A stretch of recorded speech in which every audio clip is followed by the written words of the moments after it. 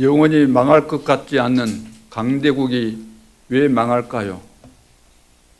세상은 아무리 쳐다봐도 영원히 갈 것처럼 보입니다.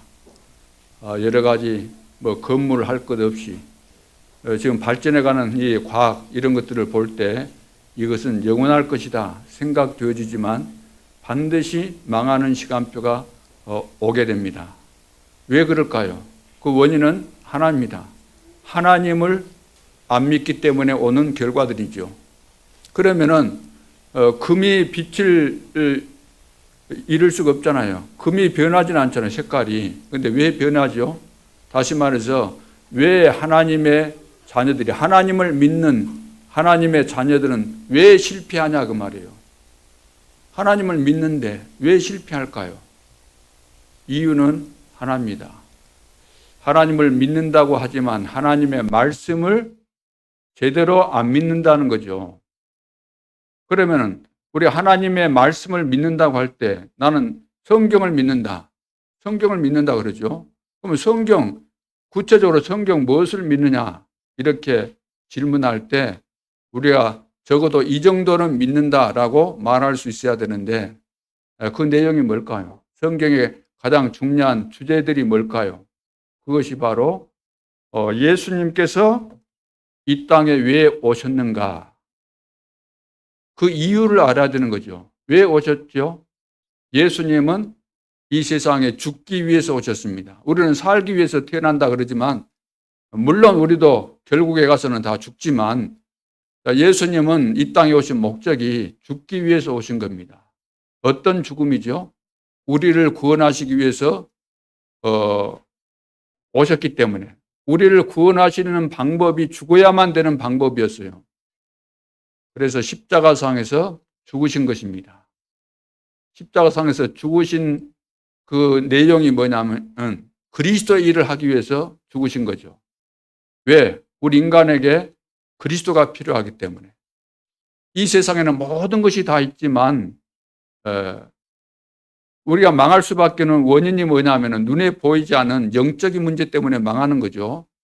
하나님을 떠난 문제, 다시 말해서 하나님을 안 믿는 것 때문에 오는 문제들이 있죠. 그래서 이 문제를 해결하기 위한 방법이 그리스도의 일을 하는 것입니다. 그래서 십자가상에서 다 이루었다 하시면서 운명하셨죠. 이 말은 그리스도의 일을 나는 완성했다 그 말입니다. 모든 인간이 하나님 떠났으니까 만나는 길을 열어주시고 죄의 문제 해결하는 길을 열어주시고 사단을 꺾으시는 그 길을 열어주셨다. 그래서 나는 다 이루었다. 이것이 그리스도의 일을 하신 겁니다. 그래서 우리는 예수님을 어떻게 알고 믿어야 돼요? 그냥 예수 믿는다 그거 아니고 예수님이 그리스도라는 사실을 나는 알고 이제 믿고 그분을 나의 구주로 영접해서 나는 받았다. 자, 이것이 구원이죠. 그런데 예수님께서 그리스도가 되시려면은 십자가상에서 죽으시면은 되는데 이것으로서는 완전하지는 못해요. 그러면 과연 예수님이 그리스도라는 증거가 맞는가? 왜냐하면은 세계 도처에서 보면은 또 미개한 나라에서도 보면은 고난 주간이 되면 십자가에 못 박힌 사람들이 있어요. 십자가에 실제로 사람이 못을 박아요. 사람을 십자가에 해가지고 예수님처럼 그렇게 한다고. 그렇게는 할 수 있겠죠. 물론 그렇게 하다가 죽은 사람이 있을는지 모르지만 죽었다고 합시다. 그러면 죽었으면 그리스도가 될까요? 아니죠. 그 증거가 뭐냐? 부활하셔야 되는 거예요. 부활이 없으면 그리스도의 일을 완성하셔서도 증거가 없기 때문에 인정받을 수가 없는 거죠. 그래서 그리스도라는 증거로 그분이 부활하셨습니다. 이것은 역사적인 사건입니다. 예수님이 이 땅에 탄생하신 것도 역사적인 사건이고 십자가상에서 죽으신 사건도 역사적인 사건이고 본디오 빌라도에게 고난을 받으사 우리가 신앙 고백하잖아요. 사흘 만에, 다시 말해서 3일 만에 부활하신 것도 사실입니다. 혼자서 아무도 모르게 부활하신 것이 아니고 부활한 사실을 제자들에게 보이셨고 또 500여 형제에게 일시에 보이셨고 또 많은 제자들에게 보이셨고 또 부활하신 다음에 제자들을 감람산에 불러 모으시고 40일 동안 계셨습니다. 그러니까 예수님이 부활한 사건은 분명한 사건이죠. 사실입니다. 그런데 사람들은 이것을 잘 안 믿으려고 하죠. 믿기가 싫어서 안 믿는 겁니다. 역사적인 분명한 사실임에도 불구하고 안 믿으려고 하죠. 왜 그럴까요? 믿으면 될 텐데 사람들은 안 믿어요. 자기에게 직접적으로 피해 준 것도 없는데 왠지 모르게 믿기 싫은 것이 있죠. 그것이 뭐냐? 사람들이 가지고 있는 영적인 부분인 것입니다. 자, 하나님을 제일 싫어하는 존재가 어떤 존재죠? 이 세상에서 하나님을 괜히 싫어하는 존재가 있어요. 그 존재가 바로 눈에 보이지 않지만 사단, 마귀가 바로 제일 싫어해요. 그러니까 교회를 무턱대고 아니면 또 예수 믿는 거 이런 것에 대해서 그리스도 이야기하면 괜히 싫어하는 사람이 있거든요. 그런 사람은 영적으로 상당히 문제가 많은 사람이라고 보면은 확실합니다. 자, 그래서 초대교회 이제 성령 충만 받았던 제자들이 흩어져서 복음을 전했는데 그 복음의 주제가 뭐냐면은 예수님은 부활하셨다. 그가 부활하셨다. 이것을 증거했습니다. 사도행전에 봐보세요. 그러면 이 말이 무슨 말일까요? 예수님이 부활하셨다. 이 말을 증거했는데 이 말이 무슨 말이죠? 예수님이 그리스도의 일을 하시기 위해서 오셨고 그 일을 십자가상에서 완성하셨는데 이분이 부활하신 것을 보니까 확실하다. 이보다 더 분명한 증거가 어디 있느냐? 예수님이 그리스도다. 그래서 복음 전하는 그 내용이 바로 부활하셨다. 그리스도로 예수님이 그리스도라고 전하는 것이 초대교회 복음 전하는 그 내용입니다. 요즘은 전도하라니까 전도 이 비밀을 말하지도 못하고 우리 교회는 너무나 좋습니다. 이런 전도만 하죠. 자기 교회 부흥시키려고 하는 의도를 가지고 우리 교회는 건물이 좋고 우리 교회는 뭐 목사님이 훌륭하고 해외 유학을 다녀오고 박사학위가 있고 뭐 아니면 인자하고 우리 목사님은 너무나 검소하셔가지고 고무신만 신고 평생을 사시고 티쿠 같은 작은 소형차만 타고 다니고 이런 것들을 가지고 자랑 삼아서 전도하는 사람도 있습니다. 예레미야 사상이 많아서 그런지는 모르겠지만 왜 성도들이 믿는데도 불구하고 실패하냐 그 말입니다. 실패한 이유는 하나님을 믿는다, 나는 성경을 믿는다라고 말하면서도 그리스도의 비밀, 그분이 부활하셨고 지금도 살아계신 사실을 깨닫지 못하니까 안 믿으니까 안 믿잖아요. 지금 내가 예수님을 나의 구조로 영접했다는 것은 그리스도의 영 성령이 내 안에 들어오셨고 내 안에 지금도 살아계시는데 이 사실을 안 믿잖아요. 안 믿어서 문제가 온다는 거죠. 교회는 나오지만 말씀은 듣지만 안 믿는다는 거죠. 안 깨달아지고 안 믿고 내가 구원받아 놓고도 구원받은 자에게 주어진 축복을 하나님께서 말씀을 통해서 계속해서 성경 전체가 그 이야기인데 들어도 평생을 들어도 안 깨달아지고 안 믿어지고 그러니까 실패하는 거 아닙니까? 여러분 개인을 여러분들이 살펴보시기 바랍니다. 나는 말씀을 들을 때 깨달아지고 은혜가 되어지고 그렇구나. 이 말씀 그래 나는 믿어야지. 이 말씀대로 이번 한 주간 내가 실천해 봐야 되겠구나. 자, 이런 뭔가 마음에 변화가 일어나고 또 이런 생각이 바뀌고 그렇게 돼야 되는데 이런 감정이 전혀 없다고 한다면 죽은 거나 마찬가지죠. 이 세상은 아무리 훌륭해도 불신자들은 하나님을 안 믿기 때문에 망하게 돼 있는 겁니다. 빠져나갈 수가 없어요. 그리고 성도 구원받았다 할지라도 하나님께서 중요하게 말씀하신 내용들을 모르면은 어쩔 수 없는 겁니다. 앞으로 미래에 온 땅에 복음이 증거된 이후에 끝이 올 것이다. 이렇게 말씀하셨는데 이 사실이 또 안 믿어진다고 한다면 무엇 때문에 우리가 예수를 믿는 겁니까? 살아야 될 이유가 뭐가 있습니까? 왜 우리가 밥 잘 먹고 좋은 음식 찾아 먹고 약까지 다 먹으면서 건강하고 장수해야 되는 그 이유가 뭐겠어요? 세계 복음화 때문에 그렇게 하는 거 아니겠습니까?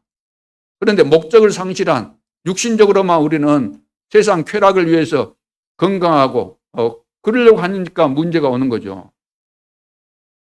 성도들이 오늘날도 제대로 하나님께서 말씀하신 내용들을 이해 못하고 안 믿어서 오는 문제들인 것입니다. 다른 문제가 없어요. 다른 데서 원인을 찾아서는 안 되는 겁니다. 왜 우리는 중독에 빠지고 왜 그러겠어요? 왜 그러겠습니까? 하나님을 안 믿어 놓으니까 변화가 일어나는 체험도 없고 안 되는 거죠. 자, 그래서 오늘 잃어버린 믿음을 선물로 주셨는데 다 까먹어버리고 그리 했다고 한다면 오늘 회복해서 다시 무너져버린 내 인생을 회복시키는 다시 건축해 나가는 그런 시간표가 될 수 있기를 주님의 이름으로 축원합니다. 오늘 제목이 영원하신 하나님의 말씀을 체험하자 그랬어요. 영원하신 하나님의 말씀. 하나님의 말씀은 살아있는 말씀, 운동력이 있는 말씀인데 그런 말씀인데 왜 나의 말씀이 안 될까요? 나의 말씀이 되려면 그 말씀이 체험돼야 돼요. 체험이 안 돼 있으면 글로서만 있는 그런 죽어있는 말씀과 같은 그런 상황이 될 수밖에 없죠. 그래서 하나님의 말씀은 글로 있지만 그 말씀을 내가 읽을 때 이 말씀이 살아서 나에게 응답이 되고 증거가 되고 지혜가 되어지고 미래를 보게 되고 답이 나오게 되고 힘을 얻게 되고 이 모든 것이 되어져야 되는데 그렇게 되기 위해서는 하나님의 말씀이 체험돼야 되는 거죠. 자, 그러면은 어떻게 하면은 이 말씀을 제대로 체험하고 하나님께서 기뻐하시는 전도자의 삶을 회복해서 승리하는 삶을 살 수 있을까? 오늘 서론에서 우리가 믿을 것이 있습니다. 믿을 것. 자, 믿을 것은 믿어야 되는 거잖아요. 믿어야만 체험이 돼요. 하나님께서 우리에게 말씀하신 내용을 믿어야만 체험이 되는 겁니다. 그럼 뭘 믿어야 될까요? 성경에는 많은 것들이 있지만 성경 안에는 많은 주제들이 있습니다. 그 주제들 가운데서 가장 우리가 믿어야 될, 이거 안 믿으면 절대로 안 되는 10가지를 정리한 것이 바로 10가지 무슨 발판이에요? 신앙 발판, 믿음 발판이다. 믿어야만 발판이 된다는 거죠. 10가지가. 그래서 응답의 중요한 발판이 됩니다. 응답이 없는 사람은 이 10가지를 안 믿어서 오는 결과들이죠. 오늘 우리가 응답이 될 수밖에 없는 믿음의 발판을 다 마련하고 돌아가실 수 있기를 바랍니다. 이 10가지는 절대로 안 바뀝니다. 10가지 사실은 절대로 안 바뀌어요. 아무리 훌륭한 사람이 아니다 그래도 지구에 사는 8억 인구가 몇 억이죠? 80억? 우리 지구가 인구가 지금 몇입니까? 80억. 그러면 이 사람들이 다 같이 회의해가지고 다수결 정도가 아니고 만장일치로 가결을 했어요. 우리가 믿지 말자. 하나님께서 우리에게 약속하신 10가지 그 신앙 발판 믿지 말자. 귀찮고 그거 쓸데없는 것 같다 믿지 말자. 아무리 결의를 했다 할지라도 이건 사실이기 때문에 안 믿는 사람만 손해예요. 그럼 뭘 믿어야 될까? 첫째는 하나님의 주권입니다. 역대상 29장 10절로 14절인데 이것은 성경 전체가 다 이 내용을 담고 있지만 많은 성경 구절이 있지만 그 가운데 대표적인 구절로 하나 이렇게 적어 놓은 것이지 이것만 기다는 것은 아니에요. 그러죠? 주보 뒷면에도 성경 두 개씩 정도는 해놨는데 그 2개만 해당된다는 말이 아닙니다. 그걸 잘 이해를 하셔야 되겠죠. 그래서 우리를 높게 하고 낮게 하는 거, 부귀, 그리고 명예, 우리의 생명도 만물도 누구 손에 있어요? 하나님 손에 달려있는 겁니다. 하나님께서 마음대로 하신다 그 말입니다. 하나님께서 쭈물딱거린다 그 말입니다. 하나님 손에 달려있는 거예요. 모든 것이. 하나님이 창조주가 되시고 하나님이 만드셨고 하나님이 그것을 움직이시고 다 관리하시고 다 처분도 하시고 다 하시는 겁니다. 하나님 손에 달렸어요. 우리가 어릴 때 그 바닷가 같은 데 가면은 모래 해가지고 막 성 쌓고 그러잖아요. 쌓았다가 무너뜨리고 막 다 하잖아요. 어릴 때 또 친구들하고 뭐 하잖아요. 가정 살림살이도 하고 하다가 뭐 다 그 끝판에 가서는 무너뜨리기도 하고 하는데 마찬가지입니다. 하나님이 다 하시는 거예요. 자, 두 번째는 역사의 주인공. 누가 역사의 주인공이죠? 그리스도가 바로 역사의 주인공입니다. 그래서 서력 연대 표기의 기준이 뭐냐면은 예수 그리스도 탄생을 기준해서 만들어진 겁니다. 그래서 BC라는 것은 before Christ, 예수님 오시기 전. AD는 라틴어 내용인데 아노 도미니, 그러니까 예수님이 오신 그 이후의 시대라, 그런 의미를 가지고 있는 거죠. 그러니까 역사라고 말할 때 역사는 his story, 그분의 이야기거든요. 그분의 이야기 누구를 말할까요? his, 누구 이야기죠? 예수님의 이야기입니다. 이것을 합쳐가지고 히스토리가 된 거예요. 그래, 이 지구상의 이야기는 전부 다 하나님이 만드신 이야기 아닙니까? 예수님께서 오실 것이다. 그분이 오셨다. 앞으로 제 이름으로 오신다. 전부 다 복음 이야기 속에 지금 흘러가고 있는데 불신자들이 모를 뿐이지요. 왜? 사단에게 걸려가지고 중요한 것은 못 보고 사는 불쌍한 영혼들이죠. 그래서 우리는 복음을 전해서 알도록 해주자는 거죠. 이것이 하나님의 뜻이기 때문에. 그래서 역사의 주인공이다. 하나님의 뜻은 뭐죠? 그리스도 안에서 전부 다 성취되도록 그렇게 하신 겁니다. 하나님께서. 그래서 그 안에서, 주 안에서, 바울이 제일 많이 쓴 단어, 주 안에서, 그리스도 안에서 다 이루어지는 거예요. 우리도 어디서 선택받았어요? 그리스도 안에서. 우리가 사는 이유도 그리스도를 위해서 사는 거 아닙니까? 그래서 역사의 주인공 그리스도라는 거 꼭 믿어야 됩니다. 세 번째는 성령의 역사. 눈에 보이지 않지만 세계 복음화는 성령의 역사 속에서 시작되고 진행되고 마무리되어지는 거죠. 그래서 성령께서 믿는 자 속에 내 속에 들어오셔서 영접함으로 내 속에 들어오셔서 그분이 나를 인도하시고 그분이 전도운동 일으키시고 그분이 다 해 가시는 거죠. 이 사실을 우리는 믿어야 됩니다. 네 번째, 성경은 하나님의 말씀이죠. 그래서 절대 권위가 있는 것입니다. 그래서 말씀은 반드시 성취돼요. 우리가 못 깨닫고 그래서 문제일 뿐이지 말씀 자체는 문제가 없어요. 우리가 못 깨달아서 말씀이 틀린 것처럼 보일 뿐이지 말씀에 문제가 있는 거 아니라 말씀을 대하는 인간의 문제입니다. 그래서 절대 권위를 가지고 있고 반드시 성취되게 되어 있습니다. 그리고 성경에 보면은 답이 다 나와 있죠. 이 사실을 믿어야 되는 것이고. 다섯 번째, 성도가 뭡니까? 성도가 바로 성전이다. 고린도전서 3장 16절에 너희가 하나님의 성전인 것과 하나님의 성령이 너희 안에 거하시는 줄을 알지 못하느냐. 왕이 사는 집을 왕궁이라 그러죠. 하나님이 사시는 집을 성전이라 그럽니다. 그런데 내가 바로 성전이 돼요. 왜? 내 속에 성령께서, 하나님이신 성령께서, 그리스도의 영 성령께서, 하나님의 영 성령께서 내 안에 계시기 때문에. 그래서 내가 바로 성전이에요. 이 말은 성도의 가치라는 것이 우리는 물론 살다가 늙어지고 때가 되면은 다 죽음을 맞이하겠지만 그러나 나의 가치는 그렇게 보여지는 육신의 것이 아니고 그분이 내 속에 영원히 계시기 때문에 우리의 가치가 뭡니까? 하나님이 영원토록 함께하는 가치 아닙니까? 이런 축복을 우리가 받았습니다. 이것을 믿으셔야 되는 거죠. 이 사실을 믿습니까? 절대로 우리는 망할 수 없어요. 왜? 나는 연약하지만, 나는 실패 많이 하지만, 실수도 많이 하지만 내 속에 계신 주님은 절대로 망할 수가 없는 분이시기 때문에 그래서 나는 망할 수가 없습니다.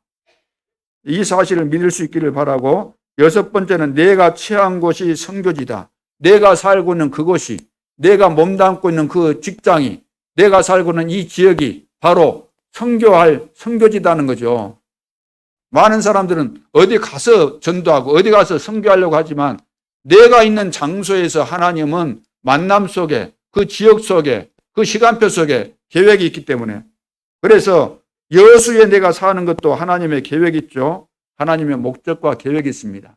여러분들이 많은 교회가 있지만 이 교회에 몸담고 있는 것도 하나님이 인도하신 것이고 이 속에 계획이 있고 내가 사는 집에도 하나님의 계획이 있고 이웃과 내가 아는 지인들과 친구, 친척들 다 계획이 있는 거죠. 그래서 하나님은 나를 통해서 나와 관계된 모든 사람을 살리기를 원하신다. 자, 이 사실을 여러분들이 믿으시면 되는 겁니다. 7번째, 생사화복의 주관자. 하나님은 우리 안고 일어서는 것 모든 것을 다 아신다 그랬습니다. 생사화복, 죽고 살고 내가 복을 받고 복을 받지 못하는 이 모든 것들을 하나님이 주관하십니다. 누가 복 받기 싫어하는 사람이 있겠어요? 누가 병들기를 원하는 사람이 있겠습니까? 누가 실패하기를 원하는 사람이 있겠습니까? 그런데 있거든요. 내가 원하는 복은 안 들어오고 내가 원하는 성공은 안 되고 실패가 오잖아요. 왜 그래요? 하나님 손에 달려 있는 겁니다. 바로 왕도 하나님의 손에 달렸고 강대국도 하나님의 손에 달렸고 우리 모든 사람들의 죽고 사는 것이 바로 하나님의 손에 달려 있다. 생사화복의 주관자가 하나님이시다. 이 사실을 믿어야 된다는 겁니다. 그래야만 신앙 생활이 돼요. 그렇죠? 믿을 때 역사가 일어나는 거죠. 8번째는 시한부 인생이다. 히브리서 9장 27절에 한 번 죽는 것은 정하신 것이요 그 후에는 심판이 있으리라. 시한부 인생. 다시 말해서 죽음과 심판과 내세가 다 확정이 돼 있다. 더 쉬운 말로 우리 모두는 개인 개인마다 장례식 날짜가 다 정해져 있다는 겁니다. 저도 장례식 날짜가 정해져 있습니다. 이것은 피해갈 수 없어요. 하나님이 다 그렇게 정해 놓으셨으니까 이 사실을 그대로 믿으라 그 말입니다. 그 다음에 9번째, 내세의 존재입니다. 내세의 존재. 다시 말해서 지옥과 천국이 분명히 있다는 겁니다. 분명히 있어요. 그리고 영혼이라는 것은 죽지 않죠. 우리 영혼은 육신이 죽는다고 해서 영혼이 죽는 거 아닙니다. 육신은 죽지만 영혼은 안 죽어요. 그리고 주님이 재림하면은 이제 영혼과 육체가 예수님이 부활하셨던 것처럼 우리도 부활이 됩니다. 부활체가 됩니다. 그래서 부활의 첫 열매다 그랬죠. 우리도 예수님처럼 육신을 가졌고 이제 부활체가 되는 예수님 재림하면은 그렇게 변화를 받게 되죠. 그렇게 돼야만 천국에 우리가 들어갈 수 있는 거죠. 이 지금 육신, 썩을 육신, 병들 육신, 천국에 가서 뭐 쩔뚝거리고 다닐 겁니까? 천국에 가서도 아프다고 막 이렇게 뒹굴고 막 허리가 아프네, 어디가 아프네, 뭐 그럴 필요는 없잖아요. 하나님 완전히 바꾸셔가지고 새로운 몸으로 그렇게 하시는 거죠. 그래서 우리는 내세의 존재다. 우리 영혼은 죽지 않는데 내세의 존재인데 두 군데는 반드시 가야 됩니다. 두 군데 딱 하나님이 만들어 놨기 때문에 천국 가든지 아니면 지옥 가든지. 그래서 믿는 자는 천국으로, 안 믿는 자는 아무리 떵떵거리고 이 세상에서 잘난 체하고 잘 살았어도 영원한 지옥 갈 수밖에 없어요. 왜? 하나님이 그렇게 다 정해 놓으셨기 때문에. 마지막 10번째는 전도자의 상급입니다. 전도자의 상급. 자, 이 땅에서 하나님께서 가장 원하시는 일은 뭐냐 하면은 지금 현장 속에 내 주변에 갈급한 자가 있고 또 충성된 자가 있고 사명자가 있다는 겁니다. 근데 내 주변에 아는 사람 가운데 아니면 모르는 사람 가운데 갈급한 자, 충성된 자, 사명자가 있기 때문에 이 사람들을 찾아서 제자로 이렇게 세우고 복음을 전해서 구원받게 해라. 이것이 가장 중요한 일이라는 거죠. 그래서 하나님은 이 일을 하는 전도자의 삶을 사는 사람들에게 냉수 한 그릇이라도 대접하면은 상을 잃지 않겠다. 최고의 상급을 약속하신 것입니다. 전도자에게. 자, 이것이 바로 우리가 믿어야 될 10가지입니다. 물론 믿어야 될 것만 있지만 가장 정리해서 10가지니까 이 사실을 꼭 믿으시길 바라고. 자, 두 번째는 우리가 하나님의 말씀을 대할 때 어떻게 해야 되는가. 우리는 이성적으로 또 내 지혜를 가지고 하나님 말씀을 보고 하려고 하는데 그런 자세 이전에 더 중요한 것이 뭐냐 하면은 성경은 하나님의 말씀으로 우리에게 주어진 것이고 부족한 것이 없기 때문에, 잘못된 부분이 없기 때문에 그대로 믿는 믿음의 자세를 가지고 보는 것이 가장 중요한 부분입니다. 그래서 하나님의 말씀을 우리가 믿을 때 깨달아져요. 예수님이 죽은 지 사흘 만에 부활하셨다. 인간적인 생각으로는 그것이 안 믿어질 거 아닙니까? 그러나 이 사실을 우리가 믿으면 또 깨달아져요. 아, 하나님이시니까 그렇게 가능성 있지. 전능하신 하나님은 스스로 계신 분이시고 못하실 일이 없으신 분이, 천지 만물을 만드신 분이 본인이 죽으셨다가 살아나는 것이 뭐가 그리 불가능한 것이겠는가? 믿을 수 있잖아요. 그래서 믿어야 됩니다. 믿으면은 깨달아지고, 믿으면은 깨달아질 뿐만 아니라 체험이 되고, 믿으면은 체험이 될 뿐만 아니라 누려지게 되고, 믿으면은 이제 전달이 되어지는 겁니다. 안 믿는데 우리가 어떻게 전달해요? 예수님이 그리스도 내 인생 모든 문제 해결자라는 사실을 내가 안 믿는데 어떻게 전달합니까? 어떻게 증인이 됩니까? 내가 증거가 없는데 어떻게 증인이 될 수 있어요? 내가 믿어야만 된다. 그래서 하나님의 말씀은 알고 믿고 믿고 알고 그러는 거죠. 믿었더니 알아지고, 알아졌으니까 또 믿으니까 응답이 되고 역사가 일어나고. 너희가 기도할 때 무엇이든지 믿고 구하는 것은 다 받으리라 하시니라. 마태복음 21장 22절에 이런 말씀을 하고 있습니다. 또 마가복음 11장 23절에 누구든지 이 산들어 들리어 바다에 던져지라 하며 그 말하는 것이 이루어질 줄 믿고 마음에 의심하지 아니하면 그대로 되리라. 믿고 의심하지 아니하면 그대로 될 것이다. 자, 그리고 우리가 주는 하나님의 거룩하신 자이신 줄 믿고 알았사옵나이다 그랬어요. 우리가 주는 하나님의 거룩하신 자이신 줄 믿고 알았사옵나이다. 믿고 알았사옵나이다. 요한복음 6장 69절에 믿고 알았다는 거예요. 믿고. 믿었더니 알아졌다는 거예요. 아, 맞구나. 믿으니까 깨달아지고 알아졌다는 거죠. 자, 그래서 하나님의 말씀을 다 많이 읽기도 하고, 200독을 했네, 300독을 했네. 그것도 부족해서 필사, 성경, 손수다, 정성을 다해서 기록을 했다는 겁니다. 그래 본들, 하나님의 말씀을 안 믿으면 소용이 없어요. 그렇죠? 세 번째는 말씀은 그러면 누가 이해할 수 있는가? 하나님의 말씀 누가 이해할 수 있습니까? 물론 불신자가 보면 이해되는 부분이 있습니다. 그러나 신자만 이해되는 그런 부분이 있고 전도자만 이해되는 그런 부분이 있습니다. 그러니까 그 시대를 하나님께서 살리기 위해서는 전도자에게 반드시 그 시대마다 전도자만 깨달을 수 있는 말씀을 주시는 거죠. 아브라함에게도 소돔과 고모라성 다른 사람은 다 몰라요. 근데 하나님이 천사를 보내서 이 사실을 미리 말씀해 주잖아요. 그러니까 미리 말씀을 주시는 겁니다. 미리 주셔요. 미리. 앞으로 될 일에 대해서 미리 알게 하신다고. 그래야만 미리 알아야만 그 사실을 우리가 믿으니까 믿는 생활, 그것이 신앙생활 아닙니까? 자, 그래서 믿을 거 이제 본론에서 우리가 실천할 겁니다. 믿었으면 또 우리가 실천해야 되는 거죠. 첫째, 우리가 언약에 대해서 이해를 해야 됩니다. 언약이 뭐지요? 자, 하나님은 하나님의 백성들이 하나님을 떠나서 우상 숭배하고 사단에게 걸려가지고 망한 길로 가고 있기 때문에 늘 이 길로 가잖아요. 하나님 눈에 안 보이니까 모른다 그러고 없다 그러고. 이스라엘 백성들도 또 방심하면은 금방 또 우상 숭배에 빠지고 그러잖아요. 그래서 하나님께서 하나님 만나는 길을 말씀을 하셨어요. 그래서 구약 성경은 전체가 하나님 만나는 길을 이야기하고 있는 겁니다.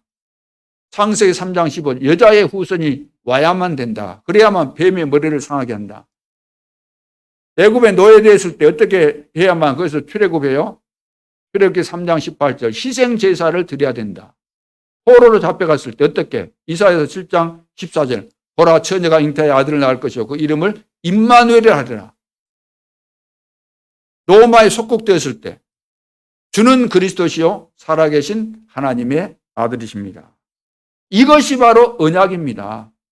우리가 구원받는 길, 그리스도, 오직 그리스도, 이것이 언약이죠. 그리고 세상은 이 사실을 몰라가지고 영적인 문제에 빠지게 되어 있잖아요. 영적인 문제에 다 걸렸다는 겁니다. 성경은 그걸 이야기하고 있는 거예요.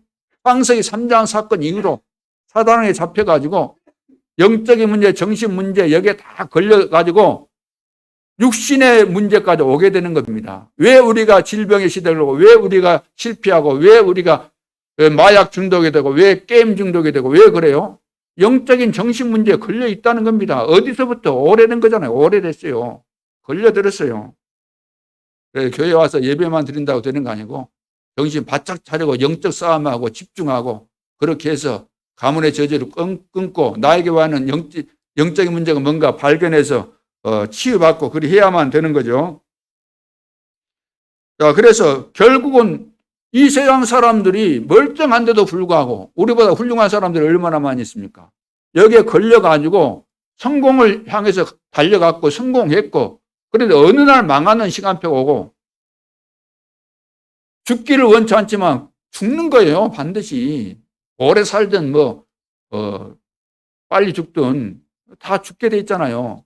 죽은 다음에 끝나는 것이 아니고 영원한 지옥 아니면 천국으로 가게 돼 있는데 내가 지옥에 떨어졌지만 내 자손들은 잘 되기를 원하겠죠. 그런다고 자손이 잘 되는 것이 아니고 자손들은 더 확실하게 나보다 더 실패하는 결과들이 오게 되는 것입니다. 이것이 성경에서 말하는 중요한 언약입니다. 누구도 하나님 떠나서는 이런 실패 속에 있고 여기서 빠져나올 수 없다는 이야기가 언약이잖아요. 그러면서 이 사실을 알리는 것, 이것이 바로 구원이고 전도입니다. 이 사실을 알고 그리스도를 통해서 우리는 구원받을 수 있다. 이 비밀을 내가 알고 적용해서 내가 구원받고 구원받은 내가 이것을 다른 사람에게 전달하는 것, 이게 바로 전도죠. 이게 바로 언약입니다. 하나님께서 이거 하라는 거죠. 이때부터 성령의 인도받는 것이, 인도를 받게 되는 것이, 이것이 바로 신앙생활이 된다고. 이것이 하나님께서 성경을 통해서 우리에게 주신 언약입니다. 이 언약은 절대로 변치 않는 거죠. 바꿀래야 바꿀 수 없는 겁니다. 천주교인들은 분리하면 빼고 자기들한테 이제 이롭게 하기 위해서는 덧붙이고 하는데 그건 잘못된 거죠. 우리는 절대 그렇게 하지 않죠. 성경은 누구도 가감해서는 안 된다 그랬습니다. 그러면 하나님께서 어마어마한 저주를 주신다고 재앙을 내리신다고 말씀하셨죠. 계시록에 보면은. 자, 그래서 구원받은 자의 특징을 보면은 내가 어떻게 이런 어마어마한 축복을 받았는가, 구원을 받았는가 생각하면 생각할수록 감사가 나오죠. 한두 번 하다가 끝나는 감사가 아니고 이건 평생 가는 감사입니다. 평생 가면 갈수록 은혜를 받으면 받을수록 더 감사가 되어지는 것이 바로 구원받은 자에게 나타나는 특징입니다. 그리고 이 구원받은 사람은 이 축복을 받고 나서 늘 질문해요. 무슨 일을 하든지. 또 앞으로 내가 해야 될 일에 대해서도 늘 하나님 앞에 질문을 하는 겁니다. 하나님의 계획이 무엇입니까? 하나님의 뜻이 무엇입니까? 이 질문하도록 돼 있죠. 그러면서 그동안까지는 내가 내 중심으로 세상 중심으로 살았지만 이제부터는 나 중심이 아닌 하나님 중심으로 살아야 되겠구나. 말씀 중심으로 살아야 되겠구나. 성전 중심으로 살아야 되겠구나. 이렇게 이제 깨달아지게 되는 거죠. 그러면서 내 중심이 아니라 타인 중심, 타인도 좀 쳐다보고 타인에 대해서 이해도 하고 또 배려도 하고 이러면서 이제 복음을 전하기 위해서 우리는 그렇게 하는 거 아닙니까? 남도 좀 이해하고 이렇게 되는 거죠. 그리고 시대를 향해서 이 시대가 어떤 시대인가? 하나님께서 이 시대에 무엇을 원하실까? 이 시대를 향해서 하나님은 나를 부르시고 우리 교회를 세우셨는데 무엇 하기를 원하실까? 이런 질문을 하게 되는 거죠.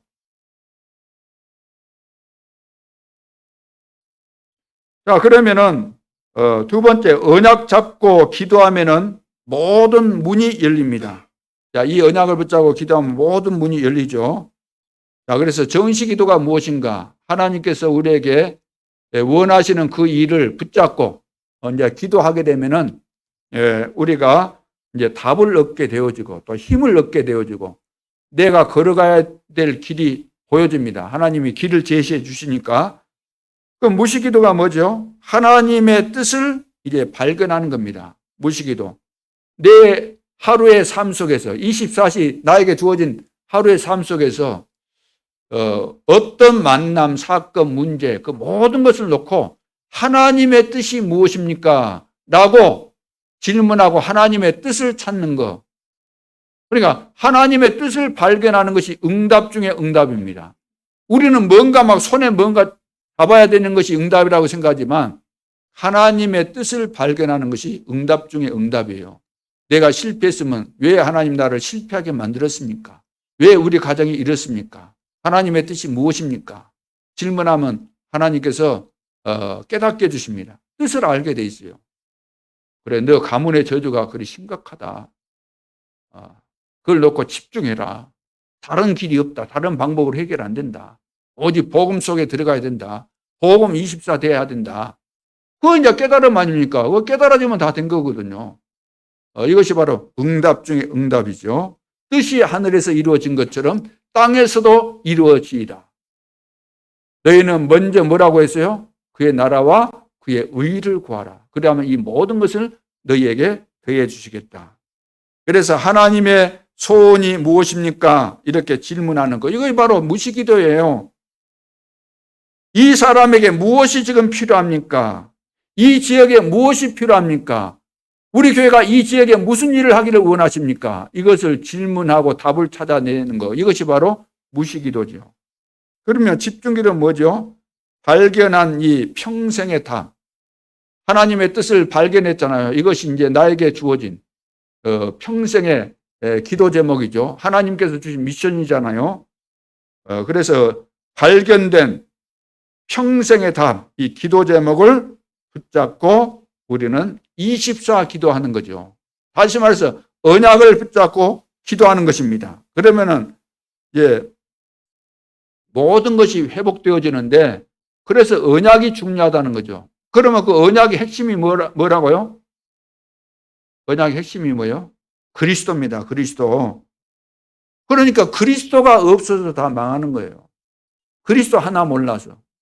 언약의 핵심이 그리스도예요. 그리스도 속에서 이 모든 것이 다 돌아가는 것이니까. 그래서 그리스도의 이름으로 우리는 나를 실패하게 만드는 그 원인 또 문제 찾아냈으면 그것을 집중해서 우리가 결박하고 영적 싸움 해야 되는 거죠. 그래서 우리는 이제 언약의 백성이고 언약의 백성은 망할 수 없기 때문에 여러분들이 언약의 백성이 맞다고 한다면 맞는데도 불구하고 기도를 안 하고 있다고 한다면 하나님께서 어떻게 하실까요? 하나님께서 어떻게 하실 것 같죠? 내가 언약의 백성인데 기도 안 하고 있다. 그러면 하나님은 기도하도록 만들어요. 어떻게? 매를 들어서 때려서라도 내 자녀가 그 사람 되게 만들려면 말 안 들으면 어떻게 해야 돼요? 때려야 돼요. 때리기 아깝게 느껴져도 때려야 돼요. 쉽게 말해서 버릇없이 키우면 안 되잖아요. 사람이 되도록 만들어줘야 돼요. 벌을 주든지 때려서 벌을 주든지 손들고 뭐 하든지 뭐 어떻든 밥을 굶기든지 어떻게 해서든지 어릴 때 빨리 안 하면은 이제 중학교 고등학교 되면 힘 세지면은 부모 막 무시하고 오히려 부모를 구타하는 그런 애들이 많이 생기잖아요. 어릴 때 지금 기회 놓치면 절대로 안 되는 겁니다. 그래서 이 언약을 이제 놓치면은 다 실패하잖아요. 자, 언약을 붙잡고 이제 기도만 하면 응답이 될 텐데 기도를 안 한다. 그러면 하나님이 응답을 안 주시면서 계속해서 어려움을 줍니다. 어려움을. 기도하라는 사인이에요. 사생자, 나와 상관없는 자, 남은 잘못해도 우리가 간섭할 이유가 있어요, 없어요? 간섭하면 안 돼요. 남인데 간섭하면 어쩌려고. 요즘 세상에 또 남한테 간섭하다가 큰일 당해요. 하나님은 사생자는 놔둬버립니다. 왜?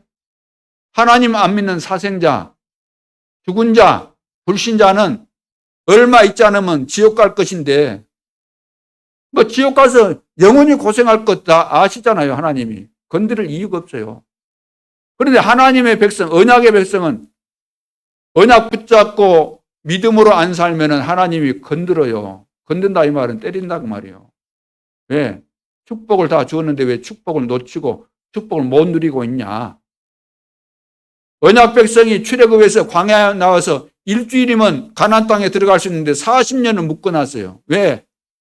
말 안 들으니까 묶어놨다가 끝까지 말 안 들으니까 가나안 땅 못 들어가게 하고 다 죽인 거예요. 믿는 사람 어른들은 2명밖에 못 들어가서요. 오늘날 우리가 언약의 백성이라고 하면서도 믿음이 없다는 거예요. 믿음이.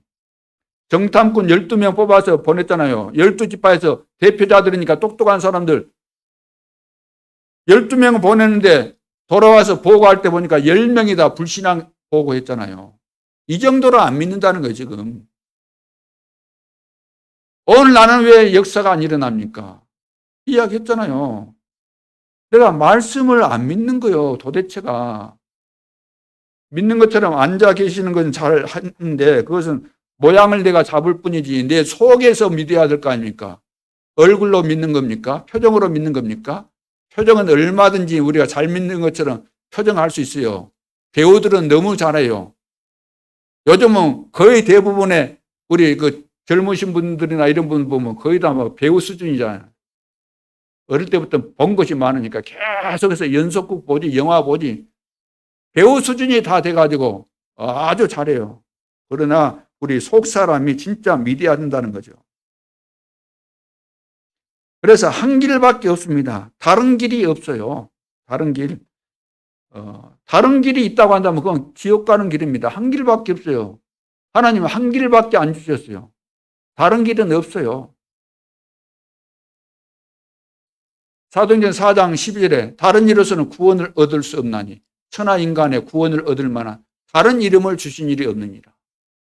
그 핍박시대 때 예수 이름 말하지 말라고 하는데 죽어도 좋다고 결론 나왔기 때문에 예수님이 부활하셨다. 그분이 그리스도다. 이분 말고는 구원받을 길이 없다. 그래서 베드로가 다른 이로서는 구원을 얻을 수 없나니 천하 인간의 구원을 얻을 만한 다른 이름을 우리에게 주신 일이 없느니라 그랬습니다. 자, 그러면은 세 번째 어떻게 해야 될까요? 첫째, 모세가 먼저 하나님의 말씀의 인도를 받았습니다. 말씀의 인도. 그 7절 내용이죠. 말씀의 인도를 받았어요. 자, 우리가 먼저 은혜 받고 축복을 받아야 됩니다. 먼저 우리가 은혜를 받아야 돼요. 내가 말씀을 통해서 은혜를 받는 것이 중요하죠. 은혜 안 받고 어떻게 내 인생이 사라져 가겠습니까? 내가 있는 그 현장에 늘 주변에서 여러분 뭐 행복한 그런 일이 생깁니까? 집에 가도 그렇지, 직장에 가도 그렇지, 누구 만나도 그렇지. 먼저 내가 은혜를 받아야 돼요. 말씀 붙잡고, 은혜 받은 말씀 붙잡고 정시기도 무시기도 통해서 응답을 받아야 되는 거죠. 이것이 사는 길입니다. 모세가 먼저 하나님의 말씀에 인도를 받았죠. 그리고 그 이유가 뭐죠? 인도 안 받으면 우상, 저주에 빠진 민족을 건져내야 되는데 모세가 절대로 그렇게 할 수가 없어요. 우리가 은혜 안 받으면 우리 가정 살릴 수가 없어요. 우리 지역을 살릴 수가 없어요. 우리 자녀들을 살릴 수가 없어요.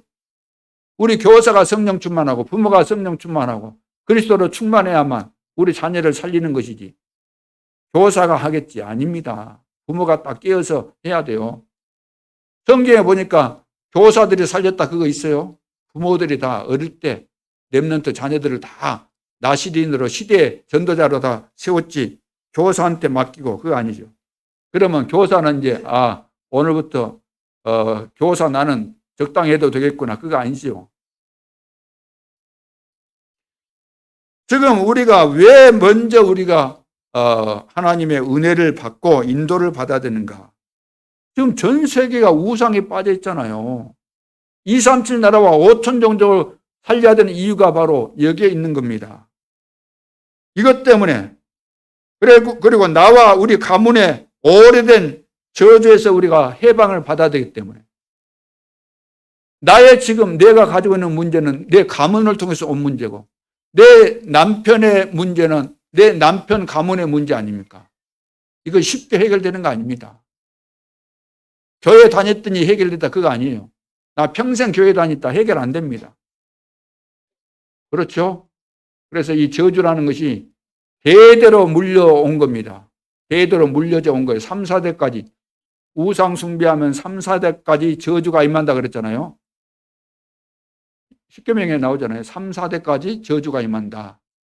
그러면 3, 4대라는 이거 계속 저주 임한다는 이거 끊어질 수 없다는 겁니다. 3, 4대가 계속해서 이어지는데. 그러면 거슬러 올라가면 그 조상이 누구예요? 아담이에요, 아담. 아담으로부터 우리는 원죄를 가지고 태어난 겁니다. 한 사람 아담을 통해서 모든 세계 사람들이 다 사망에 이르게 된 거예요. 그리고 한 사람 예수 그리스도를 통해서 거기에서 우리가 구원받는다 그랬어요. 자, 그래서 말씀에 우리가 은혜를 받고 인도받아야 되는 이유가 뭔가 확실하게 이해돼야 될 줄로 믿습니다. 네 번째, 그럼 말씀 받으면 어떻게 됩니까? 첫째, 모세에게 하나님의 영광이 구름처럼 임했다 그랬죠. 9절에 구름처럼 임했다. 다시 말해서 언약 잡고 기도하면은 하나님의 영광이 우리에게 임하게 된다는 거죠. 그리고 하나님이 모든 문 여십니다. 하나님이 열어주지 않으면 절대로 안 돼요. 하다못해 사람의 태문도 하나님이 다 여셔야 되는 거 아닙니까? 그래서 모든 염려를 버리고 우리는 주님을 바라봐야 됩니다. 우리는 늘 염려하잖아요. 하나님 안 믿고. 내가 막 머리 쓰잖아요. 막 계산하고 막 하잖아요. 다 그거 부질없는 짓이고 망하는 길입니다. 그게. 그리고 성결케 하라 그랬어요. 10절에 성결케 하라. 자, 흑암과 우상, 저주에 빠진 모든 백성이 하나님께 돌아오게 하라는 거죠. 하나님께 돌아오게 해라. 모든 세상 것 끊어버리고 이제 하나님께로 돌아오라는 겁니다. 세상 것에 잡혀 있으면 멸망의 길로 가는 거잖아요. 여기서 우리는 돌이켜야 된다는 거죠. 하나님께로 돌아와라. 세상 것 끊고 하나님께 돌아오라. 오래된 거 금방 해결 안 됩니다. 이거 붙잡고 기도해야 돼요. 낙심하지 말고 기도해야 됩니다. 염려하지 말고 기도해야 됩니다. 그래서 말씀을 붙잡고 승리하는 우리 이마누엘 예수께 모든 성도들이 될 수 있기를 주님의 이름으로 축원합니다. 우리는 하나님의 백성입니다. 언약의 백성입니다. 언약 붙잡고 기도하면은 하나님께서 응답하신다고 약속하셨습니다. 오래된 것이죠. 오래된 거. 기도 한 번 했더니 오래된 것이 금방 없어지겠어요? 우리는 동기 가지고 많이 예수를 믿습니다. 동기를 가지고. 예수 믿으니까 동기를 가지고 예수 믿으니까 변화가 안 일어나죠. 정확한 복음을 받고 감사가 나와야 되는데 우리는 예를 들어서 뭐 병 들었으면 병 고치려고 예수 믿고 또 부자 되고 싶어 가지고 예수 믿고 사업에 성공하고 싶어서 예수 믿고 좋은 직장 얻기 위해서 또 예수 믿고 대부분 다 그런 식으로 예수를 믿으려고 합니다. 그러나 우리는 영원한 생명을 얻었기 때문에 이 축복을 주신 하나님께 감사해서 설령 내가 병이 있다 할지라도 병 안 고쳐진다 할지라도 상관없어야 돼요. 그렇죠. 내가 성공 못한다 할지라도 상관없어야 돼요. 내가 지금 당장 죽는다 할지라도 내가 구원받았고 하나님의 자녀가 되었다고 한다면 지금 당장 죽어도 나는 상관없어야 돼요. 다시 말해서 감사할 것밖에 없어요. 항상 기뻐하라. 쉬지 말고 기도하라. 범사에 감사하라. 우리가 구원받은 것만도 감사한 거죠. 그래서 문제 해결을 놓고 신앙생활하지 말고 복음의 비밀을 깨닫고 구원받은 내가 이제 남은 생에 어떻게 하면은 하나님께서 원하시는 전도운동에 하나님께서 원하시는 그 일에 기뻐하시는 일에 내가 쓰임받을 것인가, 어떻게 하면은 헌신할 것인가, 자, 이런 생각과 이런 계획을 세우는 그런 전도자들이 다 되어질 수 있기를 바랍니다. 하나님이 우리를 부르셨을 때는 다 계획이 있기 때문에 그 계획을 깨달으라는 거죠. 그래서 문제를 준 것인데, 그래서 뭐 질병도 주시기도 하고 실패도 주시는 것인데 그때 깨달으라는 겁니다. 기도하면서 하나님이 나를 구원하신 이유가 뭡니까? 발견하라는 거죠.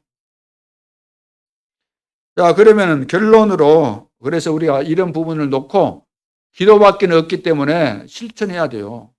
결단 내리고 새벽을 깨우고 또 시간을 정해놓고 여러분들이 정시기도 하고 삶 속에서 무시기도 하고 중요한 일이 생겼으면 그걸 놓고 집중해서 기도하는. 자, 그러면 결론으로 마지막 도전할 거 있습니다. 첫째는 치유입니다. 치유. 지금 3단체 후유증 앞으로 가면 갈수록 심각해질 수밖에 없죠. 바울이 왜 사단의 가시가 몸에 있었을까요? 바리새인 출신 아닙니까? 가문의 저주가 그대로 물려받았다고 할 수 있습니다. 이것을 놓고 간절하게 집중해서 3번 기도했는데 응답이 안 왔는데 응답이 온 거예요. 다시 말해서 그 문제를, 그 병을 치료해 달라고 했는데 병이 치료됐어요? 안 됐어요? 병은 치료 안 됐어요. 그런데 놀라운 응답을 받은 거예요. 아, 이것이 하나님의 계획이구나. 이 병은 그래, 내 평생 가도 상관없다. 이것 가지고 늘 하나님 바라보고 믿으라고. 이거 가지고 늘 하나님 의지하라고. 나에게 이 사단의 가시를 주었구나. 그래서 오히려 바울은 감사했습니다. 내 은혜가 나에게 넘친다. 족하다. 그래서 오늘 우리에게 있는 문제 우리는 꼭 해결해야 되겠다. 나 끝장 봐야 되겠다. 이거 해결해야만 하나님 믿는다. 그런 자세 갖지 말고 하나님의 계획이 들어있는 거죠. 그래서 중요한 것을 더 깨닫는, 이것이 되어지면 치유가 된 거죠. 그렇잖아요? 이런 부분에 대해서 여러분 개인이 하나님 앞에서 말씀 포럼 한번 해보시기 바랍니다. 도대체 왜 우리 집은, 도대체 왜 나는, 왜 우리 가정은 이렇습니까? 한번 포럼해 보세요. 하나님과 함께 답을 찾고 기도하시기 바랍니다. 두 번째는 묶인 거 있죠. 광야 40년, 이 묶인 겁니다. 묶인 거 풀어버려야 돼요. 어떻게 풀어야 돼요? 절대 천명을 깨닫는 날. 모세는 절대 천명을 하나님께서 주셨죠. 이스라엘 백성 데리고 나가라. 그러면 그것이 이제 그의 사명이 되는 거 아닙니까? 절대 사명이죠. 절대 사명을 위해서는 절대 헌신이 필요하죠. 그러니까 죽을 상황이 와도 끝까지 헌신하면서 가게 된 거죠. 오늘 우리도 세계 복음화 237 나라 살리고 5천 종족 살리는 절대 천명 속에 우리는 사명을 가진 자들로서 여기에 맞는 절대 헌신이 필요한 거죠. 세 번째, 마지막 실천. 그래서 이것을 위한 마지막 실천이 뭘까요? 이것을 위해서 237 나라와 5천 종족을 살릴 RUTC 센터를 세우는 것이 저에게 있어서는 마지막 이제 실천해야 될, 마지막 마무리해야 될 나에게 주어진 과제로, 천명으로, 사명으로 생각하고 여기에 남은 생에 절대 헌신해야 되는 거 아니겠는가. 그리고 RUTC 센터를 짓는 것뿐만 아니라 더 중요한 것이 뭐죠? 이 지역에서 다락방 운동과 함께 제자들이 일어나는 것입니다. 여러분 생각해 보세요. 내가 중직자인데 죽을 때 한 사람도 전도해가지고 예수 믿은 사람 없이 내가 죽었다. 그러면 어떻게 되겠어요? 나 평생 신앙생활 하면서 이제 죽게 되는데 한 사람의 제자도 없다. 그것도 안 남기고 내가 죽는다. 그러면 말이 안 되는 거죠. 그래서 마지막 실천으로 생각하고 다락방 운동을 시작해야 될 줄로 믿습니다. 그래서 방법은 오직 복음밖에 없기 때문에 매일 힘을 얻어야 됩니다. 그래서 강단 메시지 붙잡고 기도하는 가운데서 하나님께서 만들어주신 구심점 역할을 감당하는, 그래서 현장 장악을 해야 되겠죠. 개인마다 전도운동 일어나기를 바라고, 가정마다 기도운동, 제자운동 일어나기를 바라고, 부서마다 교환마다 전도 캠프 일어나기를 바랍니다. 특별히 5월 중에는 지역 캠프가 있습니다. 미리 분석하고 시스템도 구축을 해야 되겠죠. 그리고 전도 캠프 콘텐츠 이미 다 나와 있으니까 정리를 해서, 만들어진 것을 정리를 해서 나의 것으로, 우리의 것으로 이렇게 붙잡아야 되겠습니다. 4월 현장을 향한 도전, 빛을 발하는 축복의 한 달 될 수 있기를 바라고, 우리 교회는 이제부터 모든 것을 수용하고 초월하고 또 이제 시스템 하나님이 만드신 그런 시스템을 계속해서 갖춰가는 그런 교회가 되어야 되겠습니다. 오늘 우리 개인마다 우리는 어떻게 돼야 돼요? 이 시대 영적인 파수꾼이다. 영적인 의사다. 또 우리는 영적인 뭐죠? 삼중직 제자다. 이거 꼭 여러분들이 기억하시고 모든 것 다 들여서라도 나는 나에게 주어진 이 사명을 감당하기 위해서 절대 헌신하겠다. 이렇게 딱 결단을 내리고 가게 되면은 그 사람이 바로 진정한 하나님의 제자고 구원의 비밀과 축복을 누리는 시대 주역이라고 믿어집니다. 자, 우리는 지금 5천 종족의 언약 속에 앉아 있습니다. 보호자의 언약 속에 지금 앉아 있습니다. 이 비밀을 전달하는 절대 사명 잘 감당할 수 있기를 주님의 이름으로 축원합니다. 기도드리겠습니다. 하나님 은혜를 감사합니다. 절대 축복을 하나님이 계획하시고 우리를 절대 언약 속으로 여정 속으로 인도하신 것 감사합니다. 절대 사명을 이루기 위해서 절대 헌신하는 전도자들로 다시 한번 하나님 앞에 서서 축복에 도전할 수 있도록 역사에 주옵소서. 지금도 살아계신 주 예수 그리스도 이름으로 기도하옵나이다. 아멘.